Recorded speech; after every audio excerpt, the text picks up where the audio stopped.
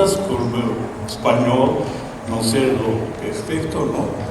Então eu vou ler minha mensagem para vocês em espanhol. Vou tentar.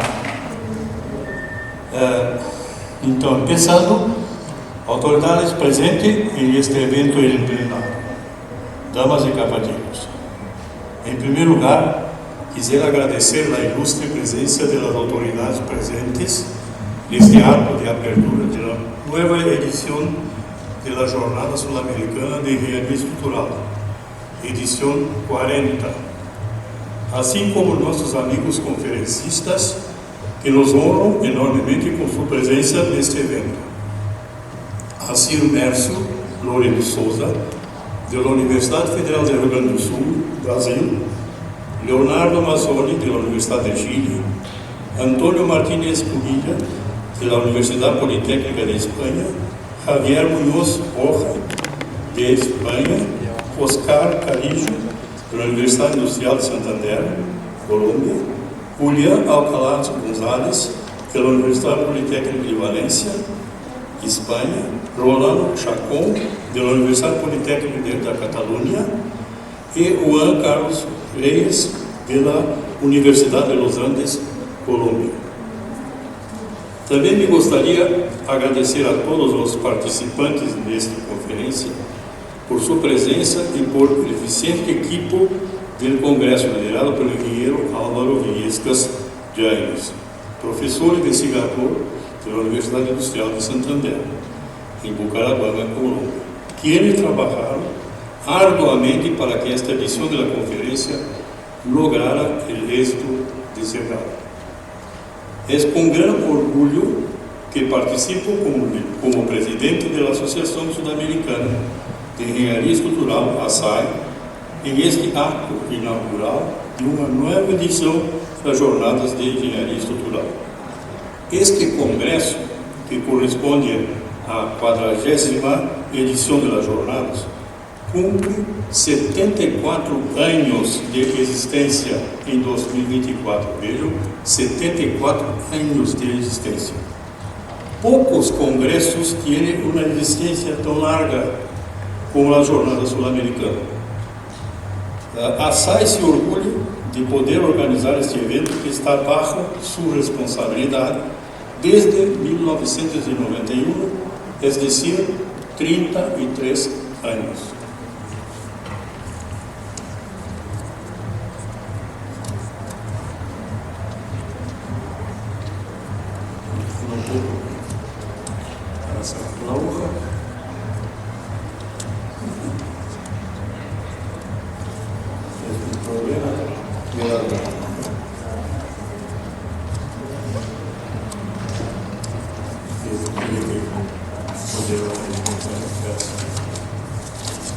Bueno, continuando, a história das jornadas começou em 1950 como uma iniciativa de investigadores e profissionais do Uruguai e Argentina e cobrou importância em nas seguintes edições com a incorporação de investigadores e profissionais de Brasil, Chile, Paraguai, Bolívia, Colômbia, Peru, Equador e Venezuela.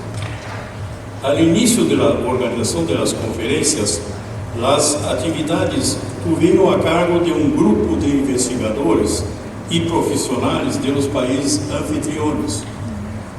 Com o passar dos anos e com o fim de evitar que ocorram em algumas edições do Congresso, se decidiu fundar a Associação Sul-Americana, composta por membros profissionais e investigadores nas áreas de engenharia estrutural, patologia de edifícios, para que se era a cargo da organização.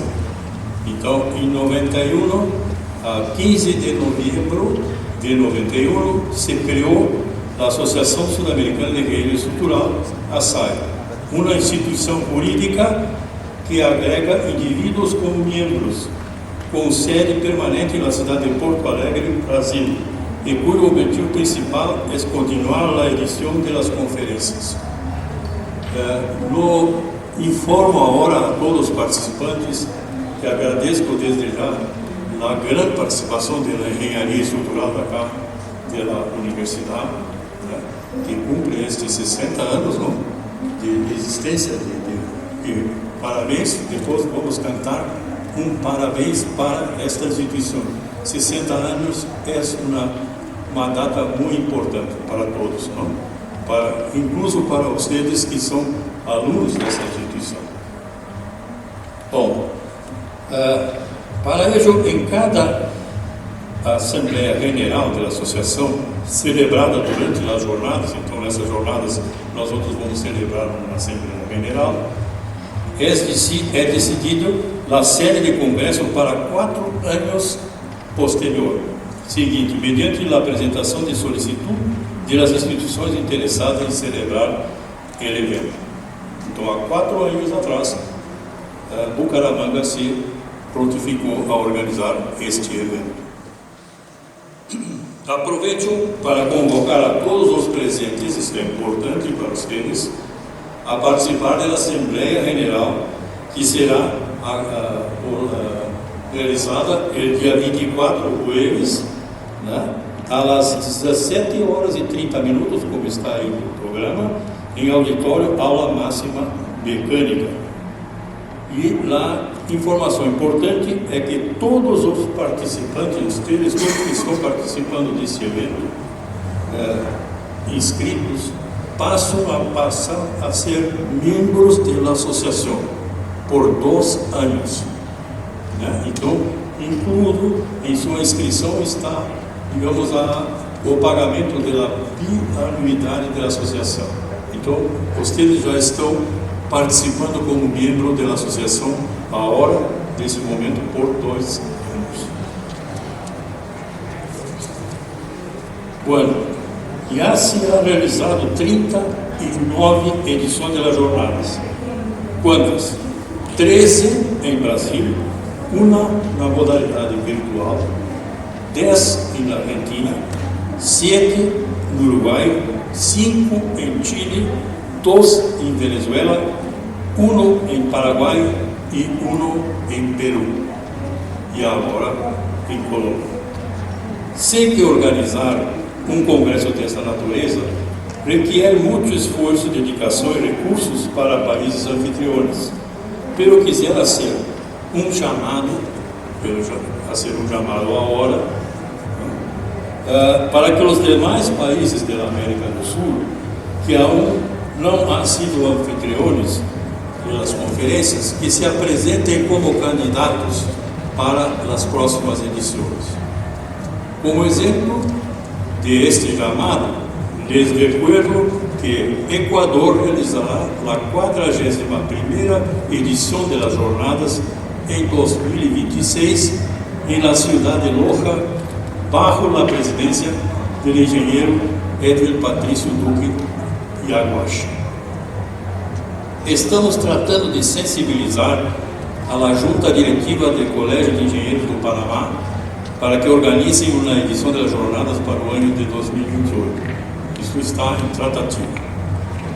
A jornada se ha caracterizado por a crescente integração que promove entre os países da América do Sul, constituindo no intercâmbio de conhecimentos científicos e tecnológicos em áreas de engenharia estrutural, tecnologia de materiais e patologia de edificação, además de contribuir à formação de recursos humanos através da participação de investigadores em diversos cursos de pós-grado na América do Sul.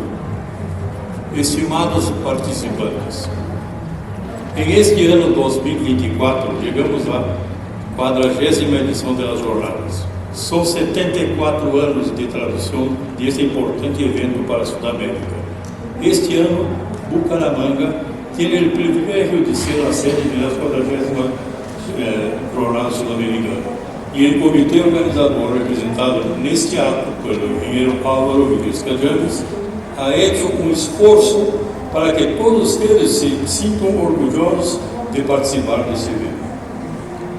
A ASAI e o comitê organizador de estas jornadas estão muito complacidos de promover este congresso, proporcionando o encontro de amigos e colegas de conferências de assistir às conferências importantes, assim como conhecer os artigos altamente qualificados que se apresentarão nas sessões técnicas desses 3 dias de congresso.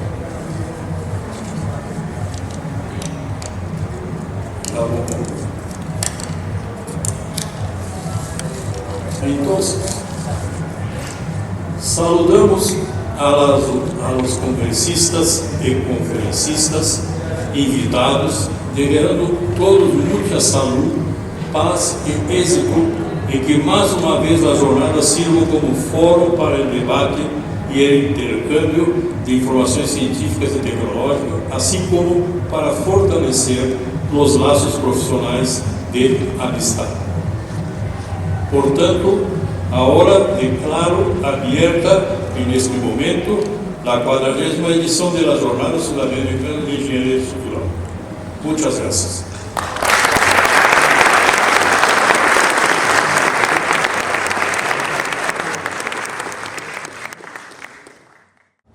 En primer lugar, agradecer a la UIS y a la Asociación Sudamericana de Ingeniería Estructural la oportunidad de compartir con ustedes nuestras experiencias, en particular al profesor Viviescas, con el que nos une una larga relación desde hace años y de colaboración en Colombia. El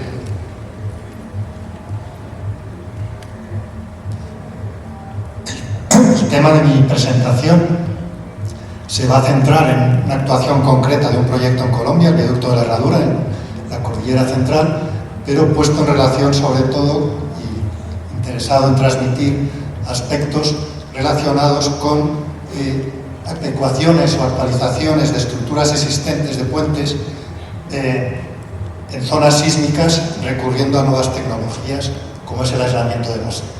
La presentación se va a centrar en ese aspecto, aunque hablaremos de otros temas interesantes que tuvieron actuación durante las obras. Aquí las partes principales implicadas en la obra, mi empresa como diseñadores, el grupo constructor OHL que ejecutó las obras, la UIS por medio de Álvaro Viviescas, que nos colaboró igualmente, y señalo la empresa Maurer, como luego veremos, como suministradora de los aparatos especiales de aislamiento, que es una parte esencial de la actuación que vamos a describir. Este es el contenido. Como he dicho, me voy a centrar en la parte de aislamiento, no obstante, hay unos aspectos también de la repotenciación del proyecto interesantes, más bien relacionados con patologías de estructuras existentes, ¿no? Y de defectos de construcción, que creo que es interesante que sobre todo los alumnos tengan en mente, ¿no? Para que en el futuro este tipo de problemas se puedan evitar en las construcciones, pero como digo, me centraré en la parte del aislamiento. Para poner en contexto el proyecto, como ha comentado el profesor Viviescas, esta obra se sitúa en la carretera del eje cafetero, ¿no? Cruzando la Cordillera Central. Lógicamente, la orografía de esta zona de su país, como bien saben, es bien complicada, zonas montañosas que obligan a trazados muy sinuosos de las carreteras con grandes curvas, y muchas veces las estructuras, no es deseable, pero las estructuras es inevitable que se encuentren en trazados complicados y complejos, como es este caso, con esa gran curvatura. La obra en sí, el proyecto, es un proyecto que se inició hace más de 20 años, y la obra se ejecutó parcialmente, pero por diversas desgraciadas circunstancias que ocurrieron durante la construcción, se quedó paralizada. La obra se empezó en el año 2010, se quedó paralizada en el año 2014 creo, y hasta el año 2020 no se retomaron las obras. Lo que está en verde, está indicado, son las partes que estaban construidas antes de acometer completar la obra. Aquí se ve mejor la situación de la obra en el momento de acometer los nuevos trabajos. Las características del tablero son muy convencionales, es un tablero para 2 carriles y con una sección cajón, porque se trata, como han visto, de un puente. La solución de proyecto planteaba un puente viga de canto variable, construcción segmental, pues una solución que conocen y es perfectamente dominada en Colombia, como son los puentes segmentales. Unas fotos de lo que se encontraba la obra en el momento de acometer. los trabajos, para retomar los trabajos. Como pueden ver, ya se vislumbran ahí ciertas complicaciones para el constructor que debía retomarlas, como refuerzos en espera en las pilas, con exposición a las condiciones atmosféricas, con lo cual ya con procesos de corrosión iniciados. La mitad de la estructura, no lo he mencionado, la estructura estaba, los 600 metros de estructura están divididos en dos tramos separados por una junta que separa, que libera movimientos entre ambos tramos, y solo uno de ellos estaba completamente terminado. Con lo cual, digamos, la actuación en principio de repotenciación o para completar las obras se debía centrar solo en la obra, en el segundo tramo no ejecutado. Digamos, el contratista que asumió las obras era distinto del contratista que había hecho las obras iniciales, y dentro de su contrato, condiciones exigidas por la administración, lógicamente, él debía asumir la obra ejecutada previamente. En ese sentido, asumía una responsabilidad de algo que no sabía cómo estaba, ¿no? Por lo tanto, y dentro del contrato, la administración le proporcionó un proyecto inicial, no el proyecto original como tal, sino ya un proyecto revisado posteriormente y con unas actuaciones de repotenciación y de mejora de la estructura para adecuarla a la nueva normativa que había, desde que se había diseñado inicialmente hasta en el momento de retomar las obras, pero que el contratista debía asumir como propias. Lógicamente, eso llevó a que el contratista nos encargara, a nosotros como ingeniería estructural, la revisión de ese proyecto para tener garantías de que no estaba asumiendo un riesgo, digamos, inadmisible para sus condiciones empresariales. Los criterios que se habían empleado en el proyecto inicial de repotenciación, como ven aquí, la administración, lógicamente, requería que se aprovechara al máximo la obra ya construida, que se actualizara la normativa vigente. La normativa de diseño de puentes se había cambiado entre tanto, y también las normativas ASTO, que sirven de referencia a la normativa colombiana. Había que realizar una inspección detallada de la obra para confirmar que, digamos, las características de los materiales empleadas en la obra ejecutada se ajustaban a lo que había en el proyecto inicial, y en el caso de que se encontraran deficiencias, se adoptaran las medidas correctoras, tanto en cimientos como en pilares, en tanto, en principio, en el tablero no se detectaban problemas. Bueno, pues en ese ejercicio, lo primero que pueden ver aquí es que en la actualización de la normativa, no solo los espectros de diseño del cálculo sísmico es un aspecto esencial en el diseño de esta obra y en general en las obras en Colombia, no solo el espectro había cambiado, sino que también se realizó un estudio de peligrosidad que en el momento del diseño inicial del proyecto original no se había hecho, un estudio de peligrosidad que, como muestra, como ven aquí, aunque las pseudoaceleraciones del suelo no se modificaban mucho, eran bien altas, más de 0,6 G, no se modificaban mucho, sí, claramente la forma del espectro por las características del suelo era muy diferente, sobre todo en los periodos cortos. Eso indicaba que, sobre todo para estructuras muy rígidas, iban a mostrarse mucho más vulnerables a las nuevas condiciones de diseño. La revisión de la obra pues mostró un catálogo de patologías, luego pasaré brevemente por ellas, cómo se acomodaron, pero la verdad es que fue sorprendente los defectos, la cantidad de defectos de su catálogo de patologías en todas las partes de la obra, desde la superestructura, pilares y cimentaciones, ¿no? La toma de muestras para validar las resistencias del concreto también llevó a sorpresas de bajas resistencias en casi todas las partes de la obra, desde los dados de cimentación, de fundación, los caissons y tablero.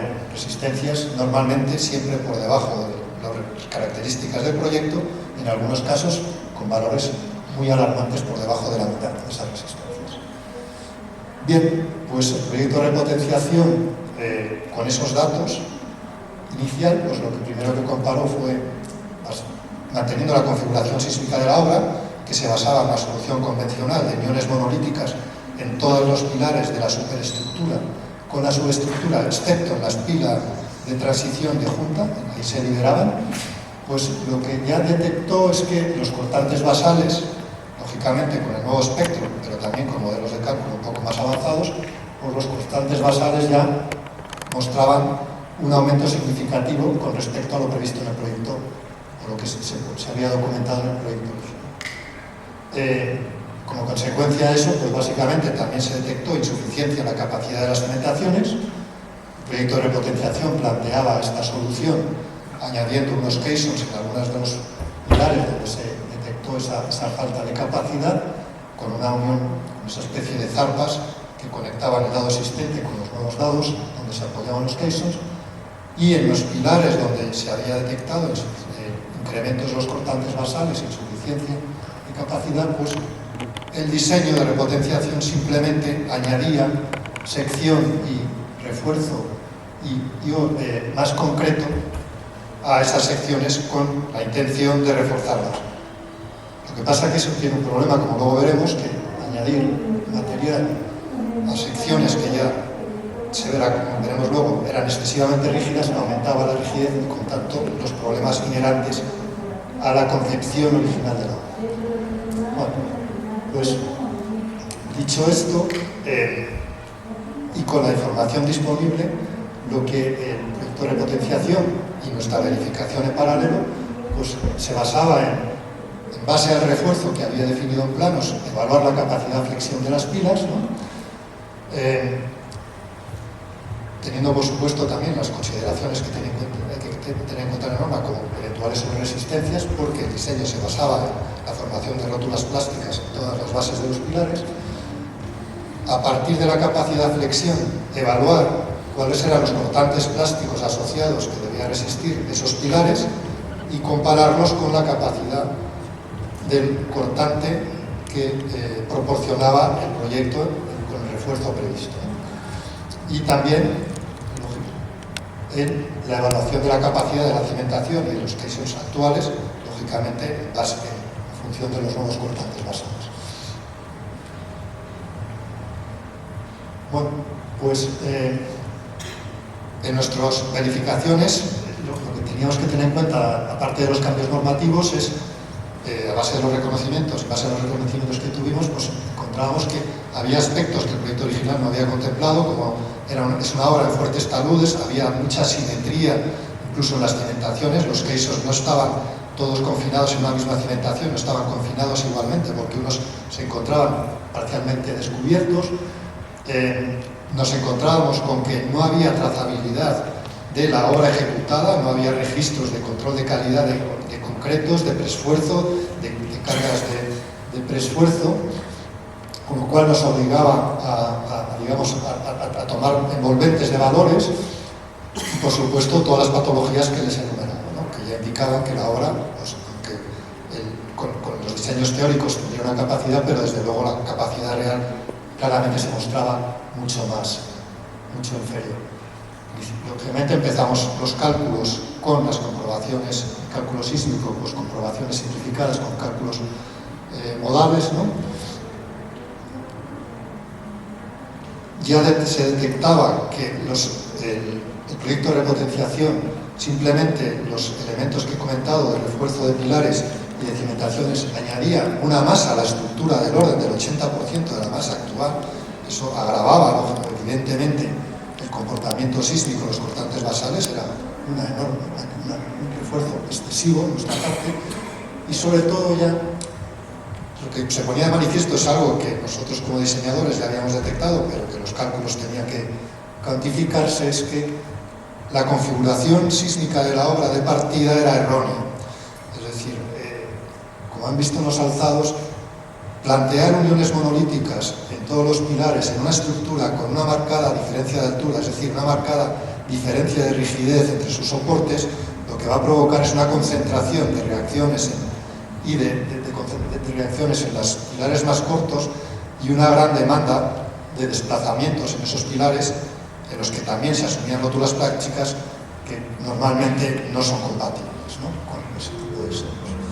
Bueno, voy a ir pasando rápidamente para no consumir el tiempo.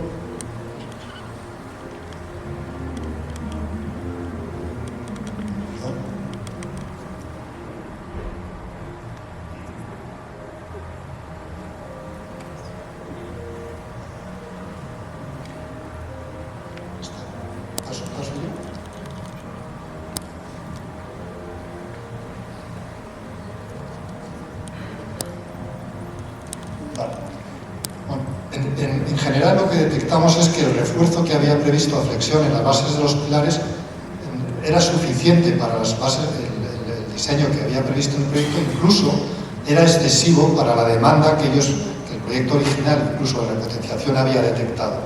Eso que en principio en una hora, digamos, para otro tipo de cargas puede entenderse que añadir refuerzo añade seguridad a la estructura, en el cálculo sísmico hay que ser muy cauto con ese tipo de detalles, ¿no? Porque añadir sobre resistencia a elementos en los que se va a suponer un comportamiento dúctil de una formación de rótulas plásticas, lo que lleva automáticamente es que esas rótulas, si es que se van a producir para un nivel de carga muy superior. Entonces, eso va a producir que otros elementos de la estructura deben acompañar con sus mecanismos resistentes adecuados ese nivel de carga en la estructura. Y lo primero que se vio es que simplemente con el refuerzo vertical a flexión de los pilares, convirtiendo esa capacidad a flexión en cortantes en los pilares, el refuerzo que había cortante en los pilares era claramente suficiente. Eso quiere decir que la estructura no estaba protegida, no tenía capacidad cortante suficiente para generar el comportamiento que el diseño había previsto. El problema no era la flexión, que sí, en algunas partes, en las pilas cortas, sí, por falta de capacidad de desplazamiento, pero de capacidad resistente, el problema principal es que el cortante de las pilas era muy insuficiente. Y hay que tener muy cauto en el cálculo sísmico y las consideraciones sobre plastificaciones que los comportamientos dúctiles de las estructuras se basan siempre en los mecanismos de flexión. En los de cortante no son mecanismos tan dúctiles y desde luego la normativa no recurre a ellos.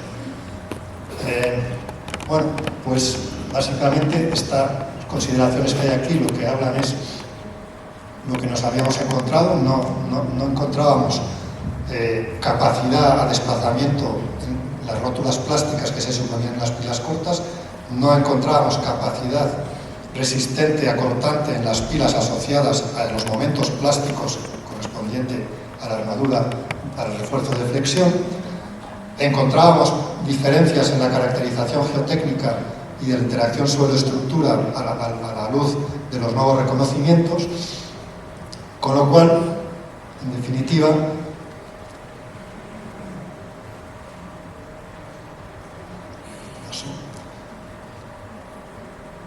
definitiva, lo que nos llevó es a plantearnos la estrategia o la configuración sísmica de la obra, la estrategia de diseño. Esto es una copia de lo que se recoge en la ASTO. Hay diversas formas de acometer el diseño sísmico, como saben, ¿no?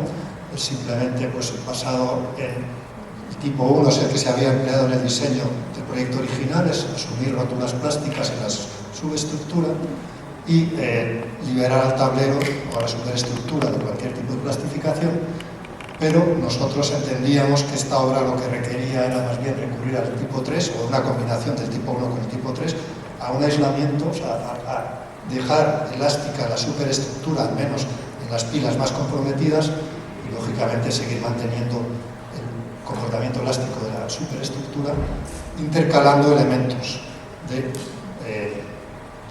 que asumieran la responsabilidad o la capacidad de desplazamiento durante la actuación sísmica. Digamos, las estrategias de diseño sísmico no son únicas, son particulares para cada obra. Eso, lógicamente, cada diseñador o cada condición lleva a algunas situaciones. Aquí pongo, por ejemplo, dos realizaciones que hemos hecho, que mi empresa ha hecho en Colombia. Es el puente Pumarejo. En este puente no hay ningún tipo de solución de aislamiento sísmico. La capacidad de la estructura tiene suficiente capacidad para recoger en la subestructura todas las acciones sísmicas sin ningún tipo de elemento de aislamiento. Y sin embargo, en este otro proyecto, sobre el río Magdalena, este viaducto en Puerto Berrío, puente segmental más convencional, pues en este puente sí las condiciones nos llevaron a intercalar aislamiento entre la superestructura y la subestructura por medio de dispositivos de núcleo de puente. El aislamiento y la disipación de energía son técnicas bien conocidas y ya de amplio uso en el diseño sísmico de todo tipo de estructuras, de edificación y de puentes. Como saben, el aislamiento se basa en, digamos, aumentar el periodo de la estructura de manera que eso traducido con un análisis modales.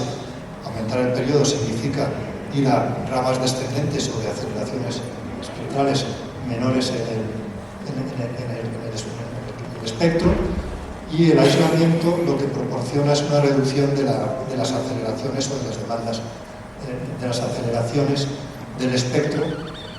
Combinando ambos efectos, pues lógicamente se tiene una ganancia, ¿no?, que es lo que normalmente proporcionan los aparatos. Bueno, pues básicamente en esto consistió nuestra propuesta.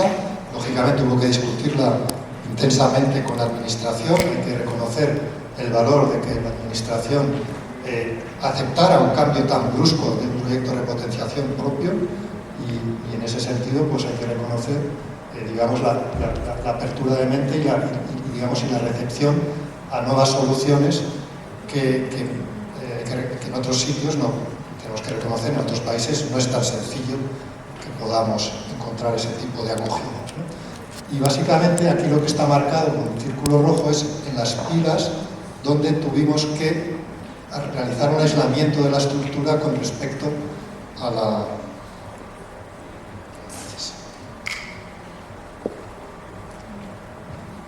con respecto a su base.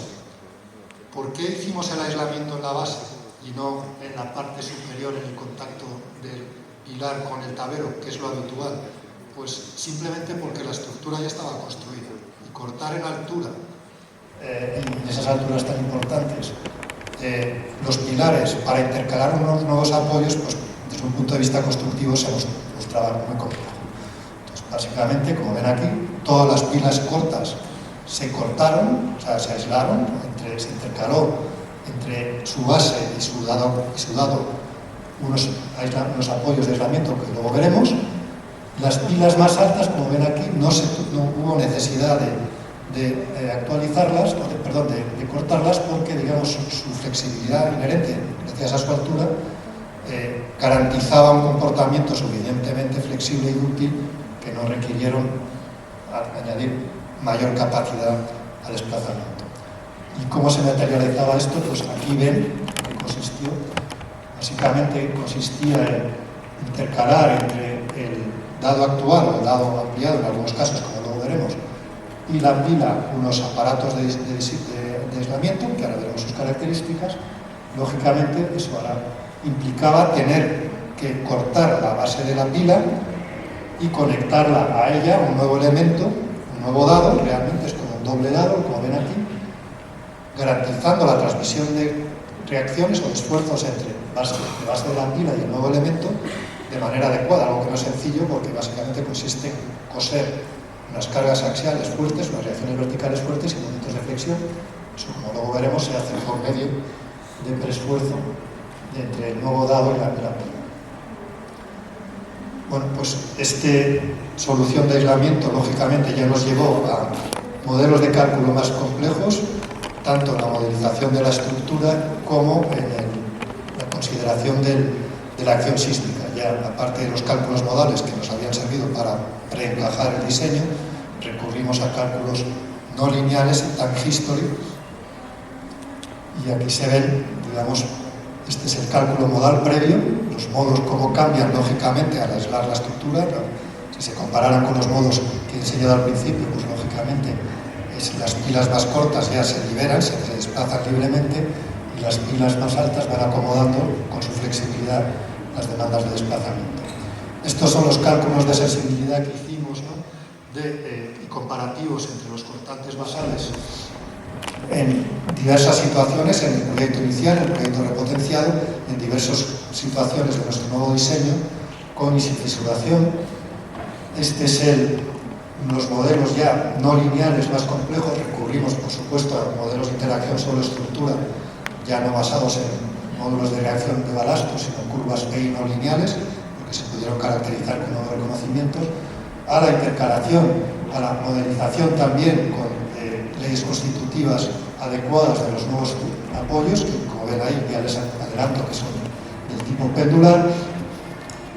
Lógicamente también se hicieron modelos no lineales para el comportamiento del concreto.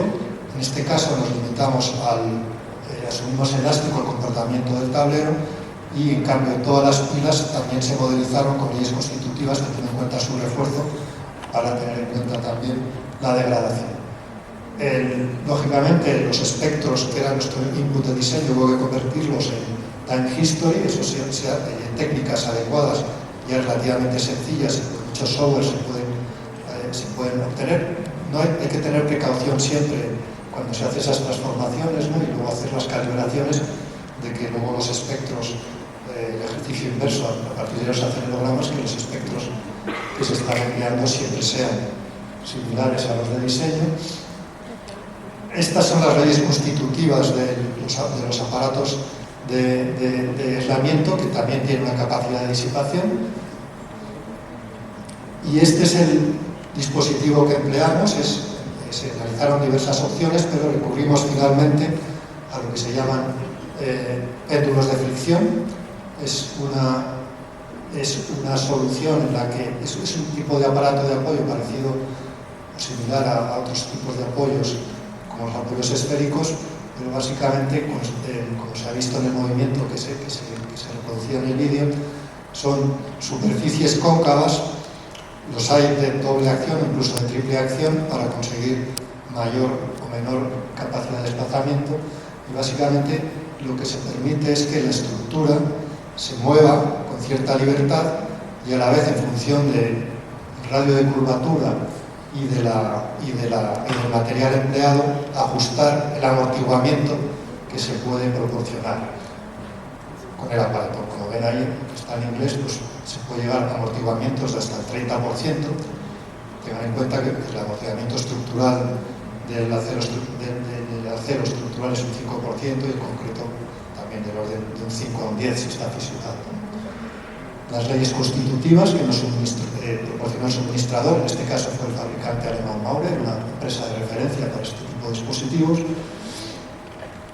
Hay que señalar que todas las soluciones de aislamiento sísmico, de acuerdo a la normativa ASTO, exigen una validación y unos ensayos. Eso de cara a la construcción a veces es problemático porque requiere ensayos en laboratorios muy especializados y puede convertirse en camino crítico. En nuestro caso, los ensayos se realizaron en Italia.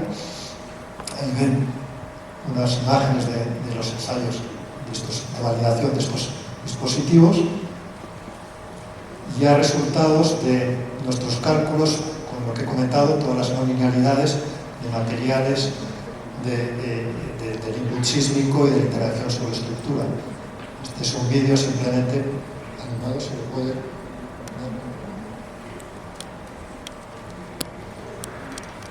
En este caso recurrimos también a métodos a software de cálculo más potentes que los habituales en el cálculo de estructuras. Utilizamos el software Abacus, que no es muy habitual en el cálculo de estructuras, más que para la comprobación de detalles, pero era el que nos da más garantías para todos estos comportamientos no lineales de materiales y del suelo.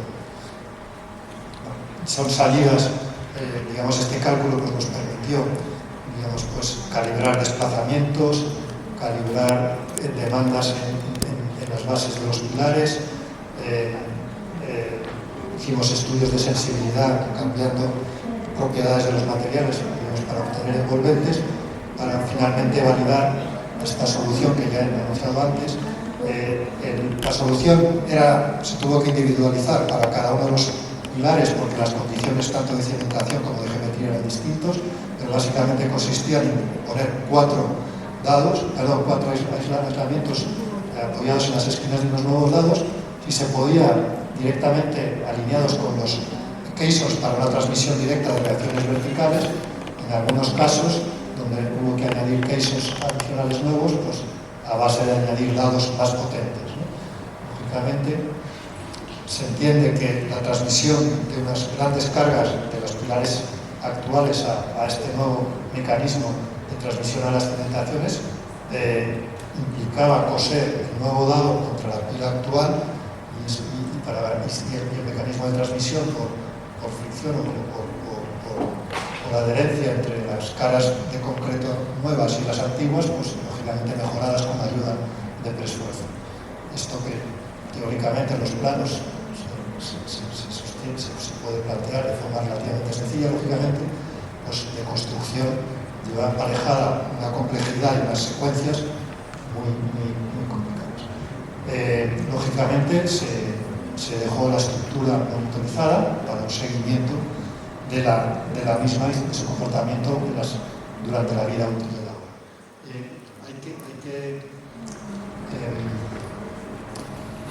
Hay que indicar que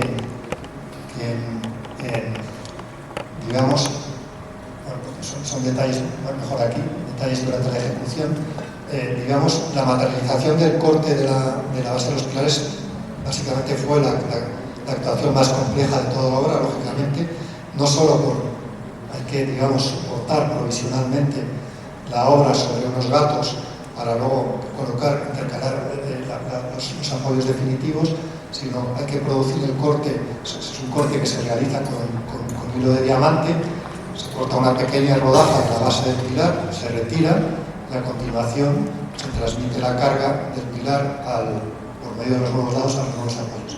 Pero en esa actuación, lógicamente, las bases de los pilares ya, debido a efectos térmicos y de retracción y de efectos diferidos del concreto, ya tienen una cierta reacción vertical, es decir, la liberación súbita el corte súbito de esa base del pilar podía llevar a movimientos muy bruscos para liberarse esa carga horizontal en la base, con lo cual ven ahí estos elementos lo que hacen, están bloqueando transversalmente la estructura provisionalmente en esa operación de corte para que, digamos, la liberación de esa carga horizontal fuera progresiva. Esos elementos, la verdad es que luego son útiles porque se quedan en la obra definitiva y restringen o limitan la capacidad de desplazamiento del nuevo dado en el caso de que el evento sísmico sea superior al de diseño. Es un elemento de seguridad diferente. Aquí lo ven, ¿no? Bien, como he dicho, esta fue la intervención principal. Lo que me interesa es que ustedes retengan, principalmente los estudiantes, es que es muy probable que se vayan a enfrentar en su actividad profesional la necesidad de reacondicionar obras, y cuando se reacondicionan obras hay que actualizar las condiciones normativas y también incorporar lo que la ingeniería estructural, desde que se construyeron hasta ese momento, nos aporta, ¿no? Y en países como el suyo, con el problema del diseño sísmico, pues lógicamente los diseños sísmicos, de las configuraciones sísmicas de las obras hace 30 años, probablemente muchas de ellas no pasarían el filtro de la normativa actual, ya sea porque han aumentado las solicitaciones por mejor conocimiento del input sísmico del terreno, pero también a veces por concepciones erróneas, como en esta obra, o inadecuadas, no voy a decir erróneas, inadecuadas, como optimizadas, de vinculaciones que provoquen situaciones parecidas a estas. Entonces es interesante que retengan que es posible en los proyectos de obra nueva, desde luego, el aislamiento es casi una solución estándar y probablemente domina ya el diseño sísmico en los países de gran actividad como Colombia, pero también una solución a la que se podrá recurrir en el futuro cuando tengan que reacondicionar una obra. Y aunque esto es, ya para terminar la presentación, aunque no está relacionado con el diseño sísmico como tal, sí mencionarle, porque también es interesante como ejemplo de rehabilitación o de patologías de una estructura, pues cuáles fueron los problemas que además hubo que abordar en esta obra. El primero de ellos, que está relacionado indirectamente con el cálculo sísmico y las nuevas demandas de capacidad de las cimentaciones, también es consecuencia de que los nuevos reconocimientos geotécnicos que se realizaron durante el proyecto mostraron marcadas diferencias en la caracterización del suelo y la capacidad del suelo con respecto a lo considerado el proyecto original y de repotenciación inicial. Estas eran las pilas que ya se había detectado en el primer proyecto de repotenciación, que no cumplían coeficientes de seguridad mínimo. Nosotros, además de esas, en todas ellas detectamos problemas y hubo que recurrir a repotenciaciones.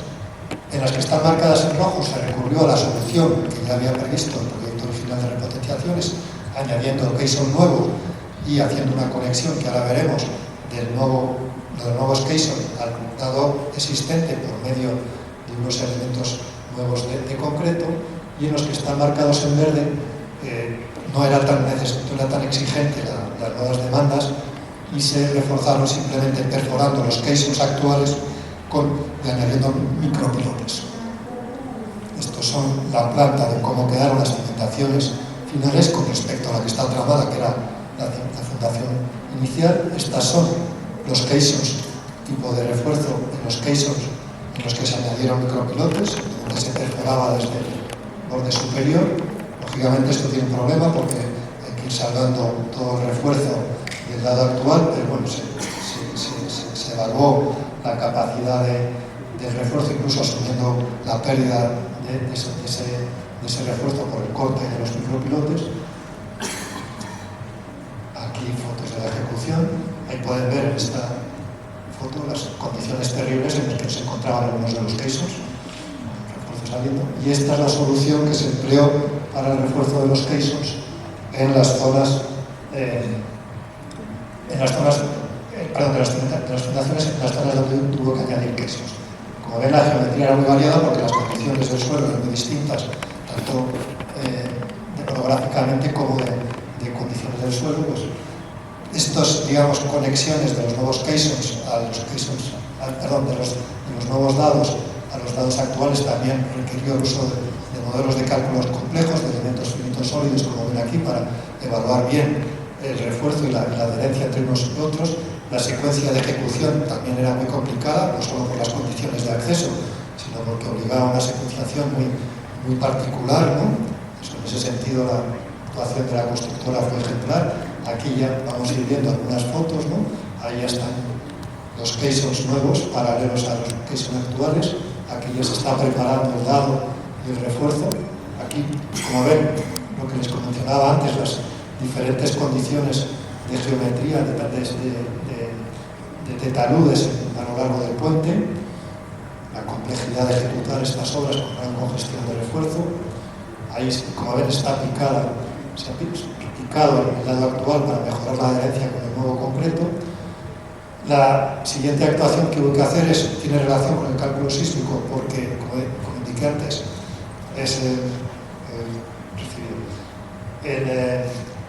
se había detectado insuficiencia de capacidad cortante. Eso se mejoró, no como en el proyecto de repotenciación inicial, añadiendo refuerzo por fuera y concreto, sino añadiendo fibra de carbono, volviendo las pilas actuales en fibra de carbono. Aquí ven la imagen antes de la actuación y cómo quedaba la pila nueva. Eso que está pintado en gris es el grout que envuelve la fibra de carbono. También hubo que reajustar la pila de transición para bloquear. Tenía un modo de vibración local que no podía llevar a hacer perder el apoyo del tablero, simplemente por la vibración de la propia pila. Y ya voy terminando. Y cuando la obra estaba prácticamente a punto de terminar, esto es básicamente se completó el tablero que no se había ejecutado en la primera fase, pero es una obra convencional de segmentar, no con mayor incidencia, con la técnica que conocen bien en Colombia. Y cuando la obra estaba a punto de inaugurarse, con los políticos ya habiendo puesto una fecha, pues la constructora, la parte de su superestructura ya ejecutada, que no había sido objeto de ningún tipo de reconocimiento ni análisis, porque el diseño era adecuado, pues la constructora tuvo la precaución de comprobar cómo estaba y se encontró que en muchas zonas las vainas de preesfuerzo no estaban inyectadas, llevaban así más de 10 años.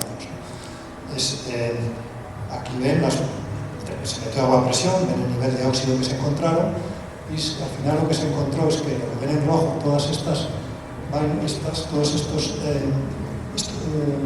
ductos no estaban sin inyectar, y algunos incluso con parcial. Todos ellos eran los cables inferiores, pero en estos de aquí eran los cables de voladizo, los cables superiores que están, ya introducidos en la sección del muro. Imágenes de las catas que se hicieron para ver el estado, era preocupante. Es un problema de responsabilidad, es decir, lógicamente este preesfuerzo sí va a tener alguna capacidad remanente, pero es un problema de responsabilidad para el contratista tener que asumir algo que no está controlado, ¿no? y eso lleva, porque la normativa exige unas condiciones de inyección o de protección del preesfuerzo que lógicamente se habían más que excedido, ¿no? Se hablaba de 15 días, estábamos hablando de 10 años, con los fenómenos de corrosión se podían haber excedido. Bueno, básicamente lo que se hizo es, y eso fue sencillo, sustituir todos los cordones de preesfuerzo inferiores que sean cajetines dentro de la sección cajón. Eso es sencillo, simplemente retirar y añadir nuevas unidades en el oso inferior del concreto. El problema era en la losa superior, los cables de preesfuerzo de voladizos que ya estaban introducidos y no son accesibles porque están dentro se ciegan en las juntas entre dovelas, y solución que se propuso y se realizó es, se restituyó la fuerza de ese preesfuerzo a base de nuevas unidades de preesfuerzo exterior. Esta es la disposición del preesfuerzo exterior que se fue introduciendo. Tenía la complejidad de que ese preesfuerzo exterior se trataba de un tablero curvo, con lo cual, digamos, teníamos que ir haciendo un encaje de bolillos prácticamente, con unos estudios de geometría muy complejos. Dentro del cajón actual había que acceder a hacer los dados de anclaje nuevo de este preesfuerzo exterior.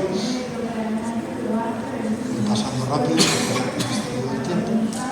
Es una actuación muy interesante esta, que no era el objeto de esta ponencia, simplemente como una actuación de refuerzo, de repotenciación de estructuras con preesfuerzo exterior. Hay que tener en cuenta que el preesfuerzo exterior no se puede sumar sin mayor precaución al que ya existente, porque ese va a seguir existiendo. Entonces, se añadía preesfuerzo exterior y en paralelo había que abrir ventanas en el concreto para acceder a los cables superiores empleados en la construcción de voladizos y cortarlos para no tener exceso de preesfuerzo, ¿no? Lógicamente esos cables se mantenían, se inyectaban y se quedaban como refuerzos pasivos. Bueno, ya voy pasando rápido porque me he excedido. Los detalles, voy a utilizar también fibra de carbono para los efectos locales. En definitiva, una intervención interesante. Y bueno, ya con esto termino. Pues la importancia durante la fase del proyecto de estudiar las configuraciones de las obras existentes, las particularidades de las geometrías complejas o irregulares como las de esta obra, la importancia de los detalles, lógicamente, y ya el recurso a métodos de cálculo más complejos. Consideraciones parecidas también para la ejecución, aquí recalcando el compromiso de las empresas constructoras y de la administración para actuaciones de este tipo novedosas, y en ese sentido, pues, es justo mencionar a todos los participantes, empezando por los ingenieros de Invías y de la interventoría, que fue muy proactiva, todo el equipo de CFC y de colaboradores que terminaron el proyecto, y por supuesto la constructora y los subcontratistas especializados. Muchas gracias.